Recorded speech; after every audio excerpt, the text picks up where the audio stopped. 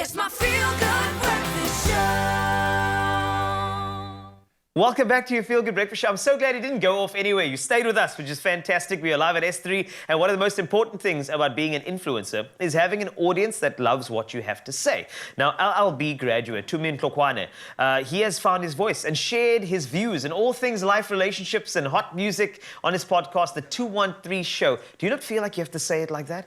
Like, I feel like you have to say, like, the 213 show. You can't say it's the 213 show. It doesn't work that way. So he's joining us now to share more about his journey in this digital space when it comes to entertainment and saying the right stuff to people who just love him. Please welcome. What's up, Tumi? Yes, man. How you feeling? How you doing? I am feeling the 213 show. That's what I'm feeling right now. Yeah. Has anybody called it the 213 show? They try to. And I corrected shutted them down. They call it the 213 show. They call it 213, 123 show. The numbers are right there. Yeah, it's like the band 112, where people ask you, hey, could you play that 11-2 song? Exactly. Yeah, it doesn't work, right? No. It's 213, it's an area code.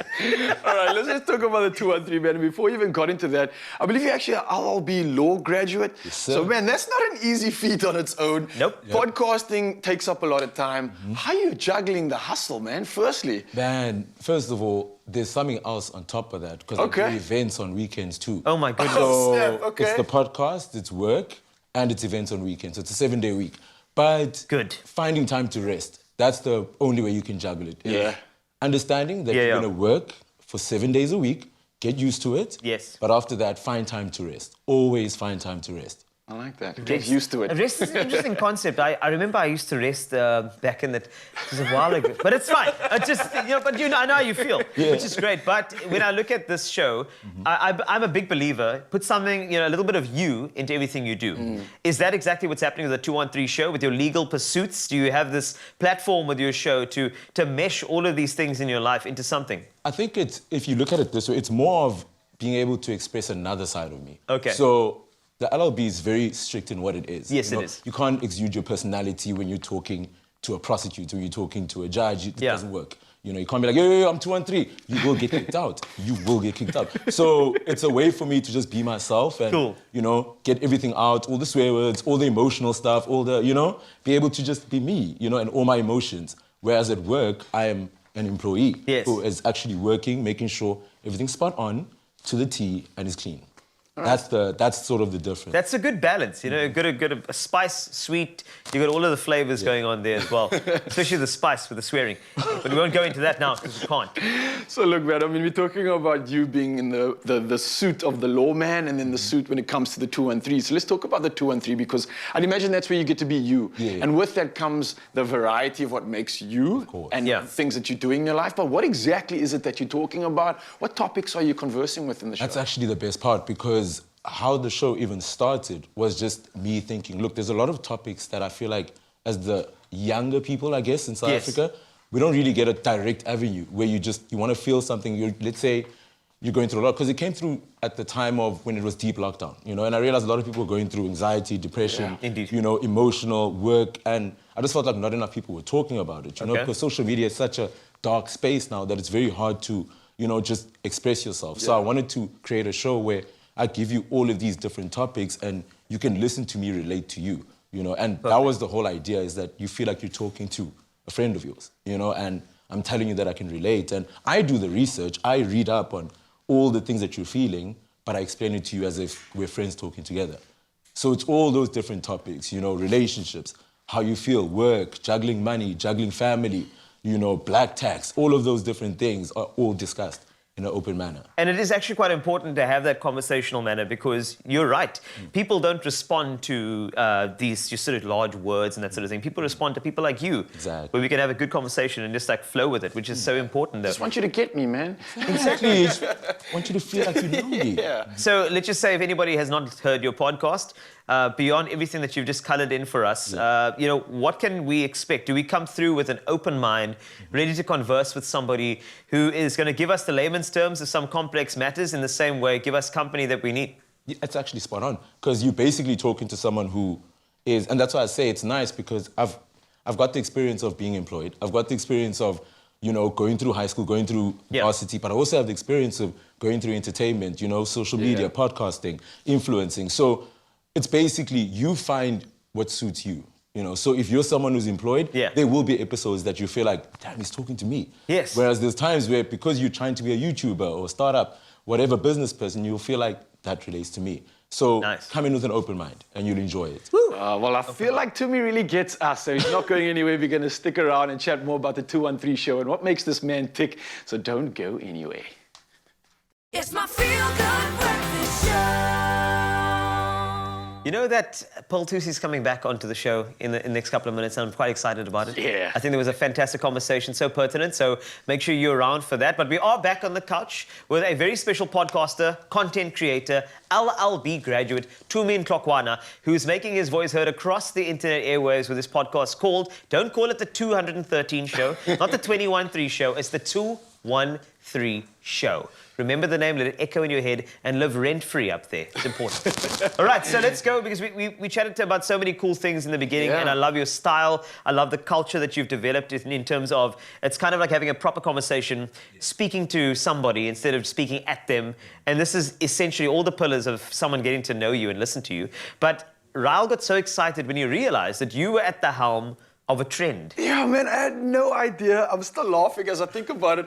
But you were like conjuring up and involved in the Twitter, like it went viral, honestly. And you were basically reimagining, if I'm getting this correctly, what the cast members of The Office would react to before getting their vaccine Yep. for the COVID-19 shot.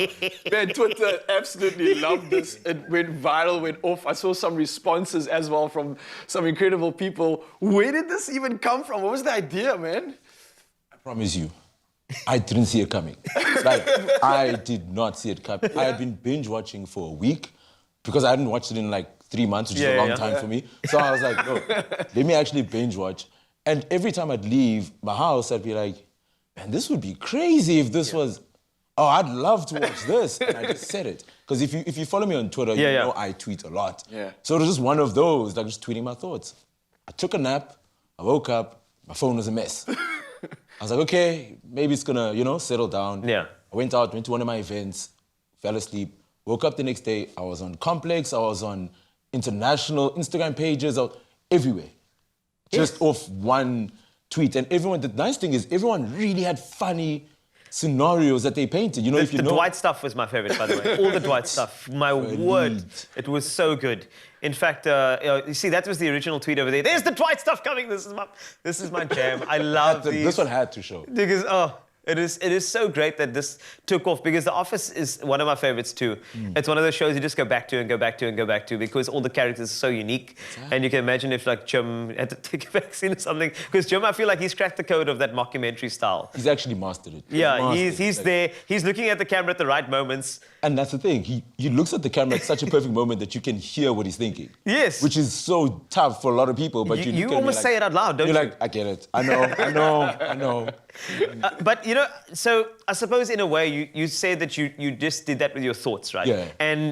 But it was no fluke, I don't think, the fact that you went viral. I think that's actually the key, the authenticity, the fact that you are willing to share, that creates some sort of growth. Now, that's in the Twitter space. You have a podcast too. So how do you grow both spaces at the same time? Do people associate this trend and then say, I should listen to the 213 show? Funny enough, it's like the tricks of the trade. It's Yeah. finding a way to involve everything. So it's the podcast, going into my tweets, going into my events, because a lot of people know me from Twitter, and from there, it's trying to get those people to actually meet me in person to realize that I'm just as fun, like I'm the same fun person. You actually are. And then doing that, thank you. And then doing that, also telling you, look, I also have a podcast. Like, if you enjoy watching mine, reading my tweets, and you enjoy my company, you will enjoy my podcast. So it's like creating a little hub of people enjoying you being yourself all the time. So that's kind of how you link it. Don't be too outside of the 9 to 5, because that's where you actually have to be. Yeah. The rest, try your best to be yourself, because there's a reason why people like you. They like you for who you are. So don't become a superstar when you're in person, yet on your podcast you talk about being humble. Because there's a disconnect. So if you're someone who's not humble, then don't be humble at all, ever. Don't try the card, because it's not gonna... Yeah. So basically, just make it a hub of being who you are, and you'll be fine. Indeed. Yeah. And that's great advice. And it really it counts for us as well. You have to get the same thing wherever you see these people. You know, Ryle always has to be found in a mountain. That's why they call him Nature Boy. You always have to find him there. Man. It's one of but the I gotta things. say, I love the fact that you're coming on here and speaking authenticity. I think it's something that everybody needs right now. Yeah. It's not about replicating and trying to be the next Tumi.